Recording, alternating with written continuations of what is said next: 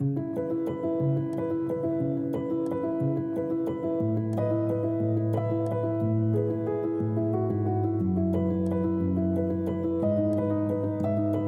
time, we introduced the beautiful world of shorebirds, species that depend on a wide array of habitats for stopover sites in order to complete long-distance migrations. Our journey began on the Agan Ferry, where we launched our investigation into threats to shorebirds in Chile's Cape Horn Biosphere Reserve. After a picturesque ride through the Beagle Channel, we finally arrive in Puerto Williams, heading straight to the Cape Horn International Center for Global Change Studies and Biocultural Conservation. The center is a transdisciplinary project bringing together conservation, education, and research. CHIC is a very good, real, and beautiful challenge.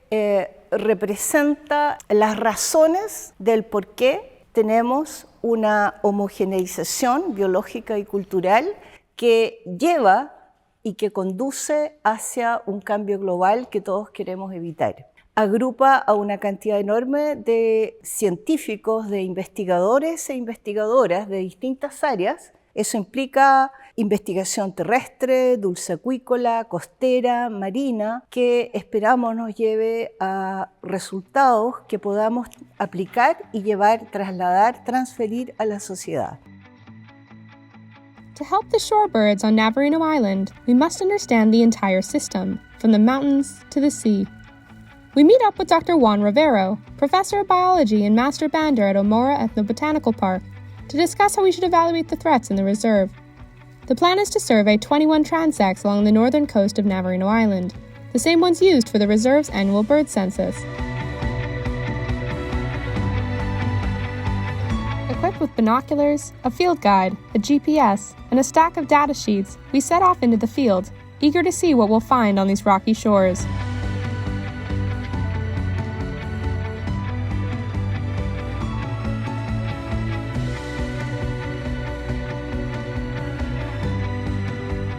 So we're here on Navarino Island. We've been driving along Y905, the southernmost highway in the world, and we've been surveying transect set pieces of land for threats to shorebirds. So we've been looking for human disturbance, mining activity, aquaculture, agriculture. We've seen cows, we've seen stray dogs, we've seen, unfortunately, lots of plastic along the road. So we're trying to quantify how extensive these threats are, and we've been keeping an eye out for shorebirds and activity in the area as well.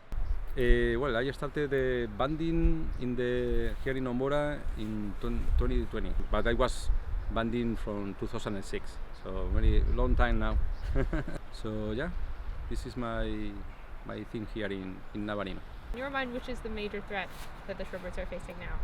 Well, there are many, but for sure, I think that because we are now in the seabirds monitoring. For sure, the pollution, the microplastics and plastics that are affecting, and the trash that we are throwing to the sea. So I think that in this case, it's affecting the whole ecosystem, maybe changing the interaction of food webs. At first glance, the reserve appears pristine. Brilliant green grass, pure blue water, and an abundance of thriving vegetation and wildlife. Still, our surveys soon reveal that there are indeed threats here within the reserve. Pollution, extensive livestock, mining, human disturbances, residential development, aquaculture, and more.